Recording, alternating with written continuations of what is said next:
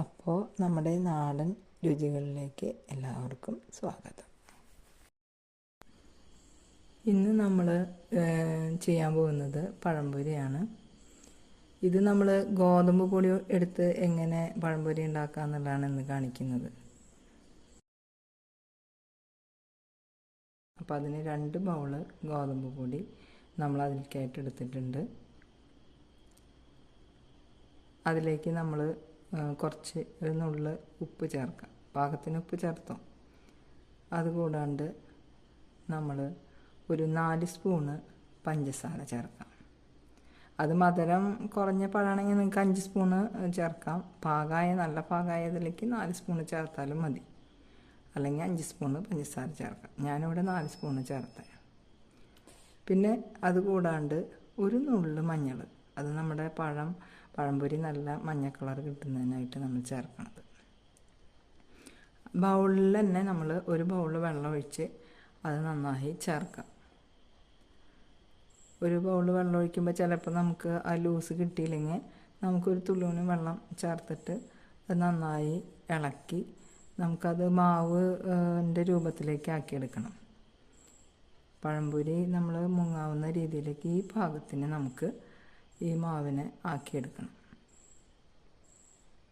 അത് കഴിഞ്ഞ് 3 പഴമാണ് എടുത്തിട്ടുള്ളത്. ആ 3 പഴം നമ്മൾ തൊലി കളഞ്ഞ് പീസാക്കുക. ഒരു പഴം ഞാൻ 3 പീസാണ് ആക്കിയിരിക്കുന്നത്. നിങ്ങൾക്ക് വേണമെങ്കിൽ 4 ആക്കാതെ കുഴപ്പമില്ല.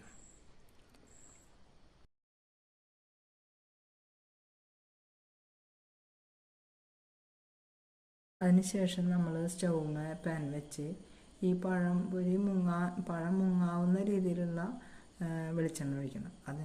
അത് ഒഴിച്ചതിന് ശേഷം ഇത് മാവിൽ മുക്കിയിട്ട് നമ്മളിത് വെളിച്ചെണ്ണയിലേക്ക് ഇടുക.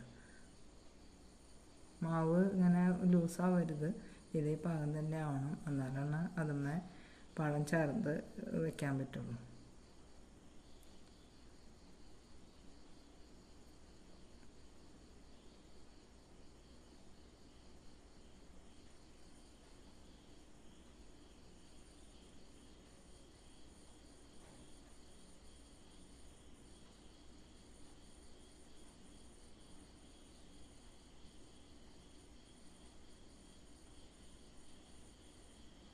ഇത് മുരിഞ്ഞ് വരുമ്പോൾ ഒന്ന് മറിച്ചിടാം.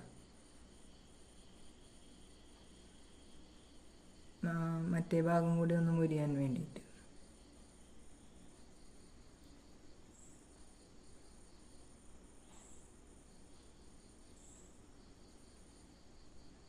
രണ്ട് സൈഡ് ഏകദേശം മുരിഞ്ഞ് വരുമ്പോൾ അത് വാറ്റിയെടുക്കാം.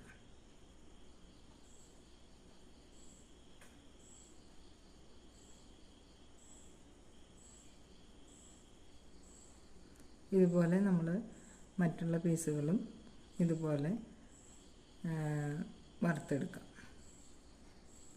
ഇപ്പോൾ നമ്മുടെ പഴംപൊരി തയ്യാറായി കഴിഞ്ഞു.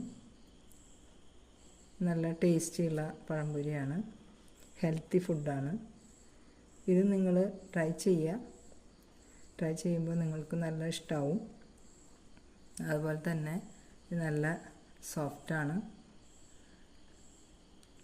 എന്തായാലും നിങ്ങളിത് ട്രൈ ചെയ്ത് നോക്കൂ.